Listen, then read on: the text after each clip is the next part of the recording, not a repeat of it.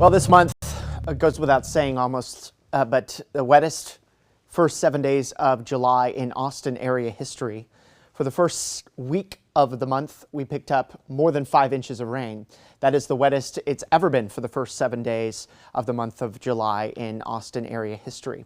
Of course, we also picked up some additional rain here today, although amounts thankfully were much lighter in the hill country so far, although they're starting to add up in the northern hill country in San Saba County. We picked up a quick 1/3 of an inch at Austin's Camp Mabry, some locally 1 inch plus amounts on the peripheries there of Travis County, periphery of Travis County.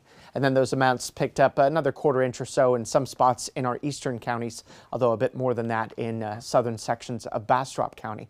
There's still some rain and storms out there. Here's how it looks from our Kreitz Market camera in Lockhart, a particularly menacing looking storm from that view. Although we've got nothing severe out there now, there's some areas of concern, especially some of the storms that are dropping into portions of the hill country. This, by the way, should be the wettest day for the rest of the work week. So we just got to get through this rain and then we'll be able to ease up on the radar coverage of wet weather. So we've got some scattered showers, no longer any thunderstorms in the Austin metro, but some light rain coming down through Austin south in Travis County, a little bit there closer to Lockhart where our camera is, and some slightly heavier rain coming through Fayette County, although no longer any lightning. That is a good sign of weakening.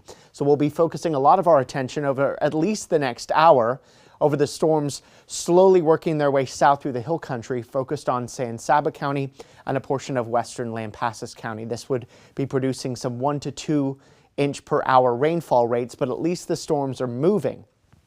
If they start sitting over one place, that's when we'll have some potentially bigger problems, but at least some minor flooding possible with these storms because they're falling on top of very saturated soil, as you know. In Llano and Mason counties, a few spotty showers too. I'm not ignoring you, but they are of less concern for now.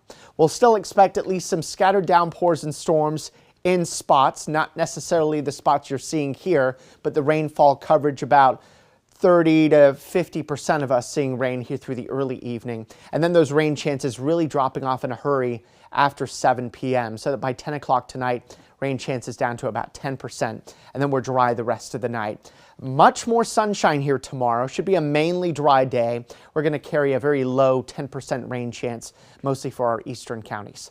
Rain chances early evening at 30% and then continuing to drop. A lot of clouds around tonight though, lows in the low 70s, and that just very low 10% rain chance tomorrow.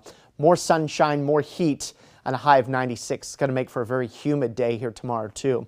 We'll do 95, another mostly dry day on Friday with a 10% rain chance, but watch out this weekend. Scattered downpours and storms possible both Saturday and Sunday, mainly in the afternoons and early evenings. 30% chances aren't high, but of course we don't need additional rain, especially in the hill country, and it's possible anywhere in central Texas here this weekend.